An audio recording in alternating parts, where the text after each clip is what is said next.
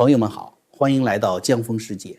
最近一段时间，中南海里最不对劲的是台上雄安千年大计被重新抬到天上，正确政绩观压得很重。为什么偏偏是这个时候？因为中共这套体系很多时候不是稳了才高喊，恰恰是底下气不顺心不齐了，台上的话才会喊得特别响。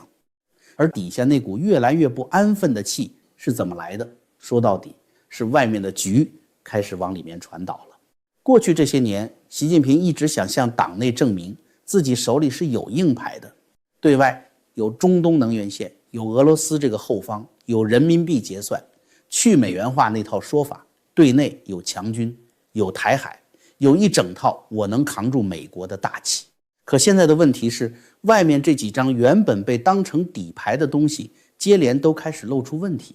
外面的牌一松，里面的人心就会变，外面的局一晃，里面的算盘就会重新拨。过去这些年，新闻联播里最爱吹的是什么？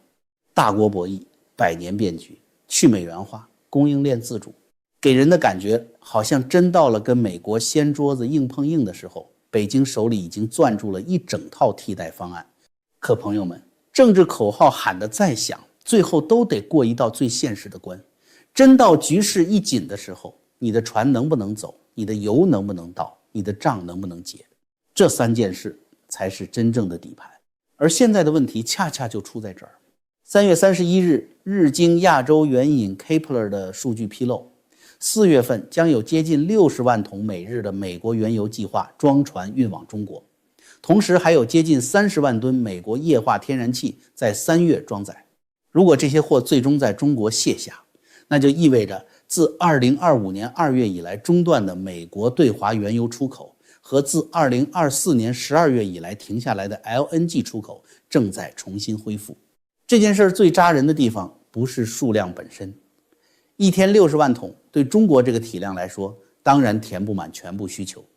可问题从来就不在于这60万桶够不够，而在于它说明了什么。它说明北京原来吹得很满的那套替代方案，到了真正需要兜底的时候并没有表现出足够的安全感。否则为什么霍尔木兹海峡那边刚一紧，北京这边就得回头把美国能源重新接上？它至少说明一个现实，你原来口口声声讲的去美元化、反美共同体、能源自主，一到真章未必真能替你扛事。更难堪的是，不仅是替代方案不够用，北京的那条中东线关键时刻反过来开始给自己添乱。3月底，在伊朗方面对外释放友好国家船只可以安全通过霍尔木兹海峡的信号之后，2艘与中国有关的中远海运大型集装箱船在靠近相关水域后突然掉头返回，放弃通行。与此同时，海运战争风险保险迅速飙升，中东到亚洲的能源运输成本被一下子抬高。你看，这才是最现实的打脸。你平时可以讲战略互信，可以讲共同反美，但真到了海峡收紧、保险暴涨、航线受阻的时候，邮轮认的是风险，保险公司认的是保费，市场认的是安全，根本不认你的宣传口号。转了一大圈，最后发现真要补最底层的安全感，还是得回到美元体系里买油，还是得靠现成的国际海运秩序保船，这就不是一般的难堪了。能源不是去菜市场买颗白菜，它连着工业机器，连着运输系统，连着整个国家机器最底层的安全感。你这一层一旦不稳，前面那些独立自主、不怕制裁、大国博弈的高调立刻就会开始发虚。而体制内那帮人对这种味道最敏感，路线要是真稳，为什么要回头接美国油？中东那条线要是真能保命，为什么局势刚一紧，北京就往回撤？表面上当然没人会站出来说这步棋下坏了，可在党内，在官僚系统，在那些天天盯着风向盘算进退的人眼里，外面的牌并没有想象中那么硬，里面的账当然要重新算。中共内部最知道风向变了的是管钱的人，最先开始重新拨算盘的是最现实、最认账本的那一层。所以得看中共最大的钱袋子上海。3月31日，上海市人大突然任命贺青为副市长，表面看不就是又多了个副市长吗？可是把这个人的履历摊开来看，这味道就完全不一样了。这人是干嘛的？早年工行上海分行起步，后来去大通银行，再到上海银行、太平洋保险、国泰君安，一路干到上海国资委。这一路踩的全是钱，全是牌照，是地地道道从旧上海滩金融班底，从以前的元老体系里一层一层长出来的专业技术官僚。这就有意思了。过去这些年，习近平最顺手的用人逻辑是什么？不是谁懂业务就用谁，而是谁更听话，谁更能把政治任务往下压，就让谁顶上去。尤其是上海这种地方，既是钱袋子又是门面。过去几年被折腾的最狠的，恰恰就是专业性这3个字。政治挂帅，行政加码，金融让路，口号越来越高。到了今天，这种仗终于开始不好看了。大家都记得2022年那场上海封城，对外资、对整个上海的制度信用到底伤得有多深？那不是简单的停2个月，而是等于向全世界演示了一遍这座号称中国最市场化、最国际化的城市，一旦政治命令压下来，合同可以让路，秩序可以让路，整个金融和商业系统都可以一脚急刹车。这件事的后劲不是过几个月就没了，它真正留下来的是外面那批资本、机构和企业心里那道疤。你今天可以说欢迎投资，明天也可以继续说扩大开放，可人家脑子里记得的是，你这个地方一旦风向变了，规则说改就改，节奏说停就停，这还只是表面那层。更深的一层是过去2年上海的习派干部为了表忠心，股市注册制走形，房企暴雷波及上海银行、信托、保险资金，被要求救地方债。上海银行、太平洋保险、国泰君安这些贺青的老东家在习派主导期被反复整风。去年上海从全球金融中心前10滑出，盘子眼看要崩。这种时候体制内会出现什么动作？不会先承认路线错了，也不会先在台上改口。他最常见的动作是悄悄把更懂业务的人往前推一点，先去把盘子稳住，把门面撑住。贺青这一步味道就在这儿。这种人事变化本身就是一种很中共式的承认，嘴上当然不会认，文件里当然不会写，但动作已经把真实心态露出来了。前面那套折腾法已经把这只钱袋子折腾得太吃力了，接下来至少在上海这个地方不能再全靠喊口号镇场了，得有人出来收拾账本了。钱不会说话，但钱最先变脸。市场不会写检讨，但市场会用撤离、观望和更高的风险溢价把账一点一点翻给你看。管钱的人动了，说明大家心里都明白，外面的风已经不对了。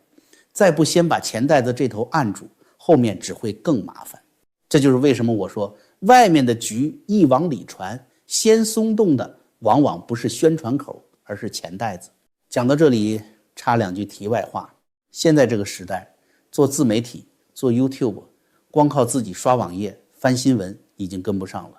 真正拉开差距的是会不会用 AI。 所以江峰最近带着团队专门做了一套 AI 实战进阶教程，不是教你跟 AI 闲聊2句，而是手把手教你怎么把 AI 训练成你的情报分析助手、写稿主笔。想做自媒体，想抓住这波 AI 红利的朋友，可以点视频下方链接去看看。好，咱们继续往下说。中共这种体制真正更要命的从来不只是钱，还有另一只手，刀把子。谁握着这只手？公安部长王小洪。大家都知道王小洪不是普通的部长，他是习近平从福建一路带出来的老亲信，是贴身心腹，是这些年政法系统清洗、维稳、安全这一整套机器里最关键的人物之一。说白了，钱袋子要是乱了还可以找人去补，可刀把子要是气氛不对了，那是整个中南海都会睡不安稳的问题。所以按常理讲，外面的局开始往里传，上海这种地方都已经先动了，最应该出来镇场子的恰恰就该是王小洪这种人。可偏偏最值得盯的异常就出在这里。前一阵子王小洪在公开层面其实是很高调的，两会期间他的动作就已经不算低调。到了3月中旬，他又跟着王毅、董军去了越南，参加中越外交、国防、公安3+3战略对话。这个规格不低，这个场合也不轻。他在那边谈政治安全，谈反颜色革命，谈执法合作，公开姿态摆得很足，那意思很清楚，中共现在最看重的还是安全，还是维稳，还是刀把子。可问题恰恰就在这儿，一个前脚还在高调出访，还在代表中共谈安全、谈稳定、谈大局的人，回头一转身，在公开层面上却突然安静下来了。这种安静本身就不正常。咱们今天不去替任何传闻背书，就看动作，就看公开层面的冷热变化，你会发现这里面最微妙的地方，它的公开政治能见度和前一阶段相比出现了一种很不对称的变化。这在中共体制里是有味道的，因为中共这套机器尤其到了紧张的时候，谁该出来谁不该出来，谁高调谁静音，很多时候都不是个人习惯，而是政治温度。局势真要稳，安全系统就该频繁露面，该出来压阵，该出来告诉所有人，刀把子在这儿，别乱想。可偏偏在现在这个节骨眼上，上海这边钱袋子已经掀动了，外面的局又在往里传，最该出来镇场的这只手，公开层面却没有那么热了。这至少说明一点，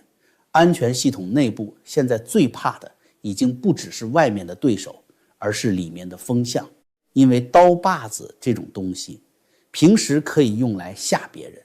可到了局势微妙的时候，握刀的人自己也会先掂量，这刀该不该出，替谁出，出了之后将来算谁的账。中共这种体系最可怕的从来不是人人都动，而是到了关键时候，人人都开始看，人人都开始等，人人都开始先保自己不踩错点。所以你现在回头再看，味道就出来了。上海这只钱袋子开始往专业派那边倾，说明底下已经有人在按最现实的方式止损。最应该高调维稳的刀把子，公开层面反而透出一股谨慎、观望，甚至先收一收的味道。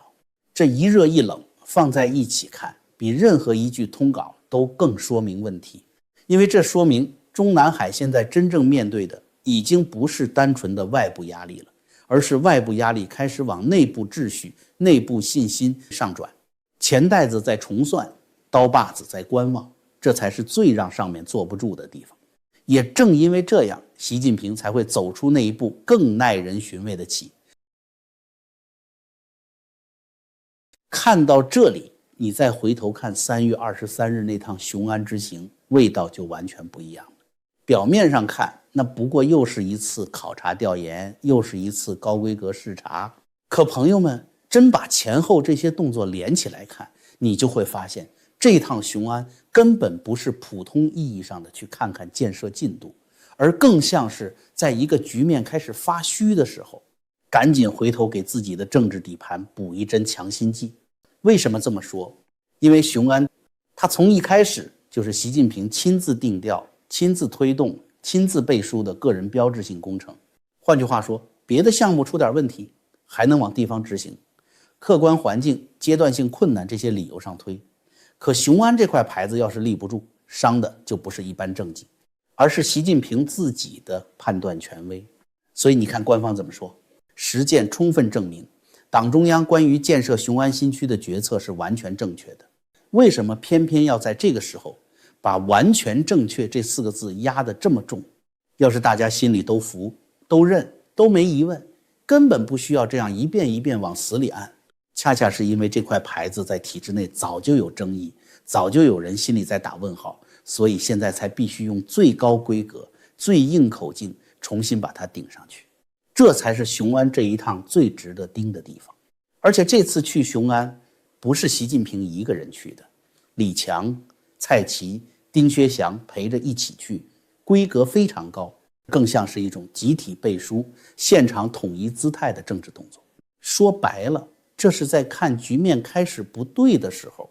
最高层怎么重新把这块牌绝不能倒的信号打出去。你再把前后放在一起看，就更清楚了。前面外面的能源线开始露馅，接着上海这只钱袋子已经先开始重算账本，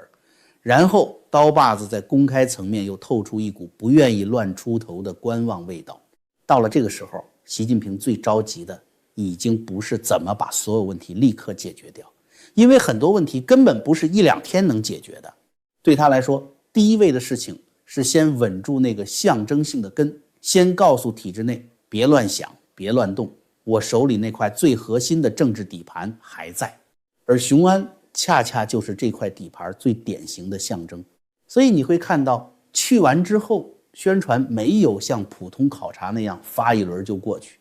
而是持续往上抬。新华社、人民日报、央视接力式铺开，评论、特写、图文一个劲儿往上顶。这已经不是单纯的新闻传播，而是一次政治加固，就是要让全党、让体制内、让地方都看见这块牌我还在举，这件事你们还得认，这条线现在谁也不许往下拆。这就叫真正的绝不能输。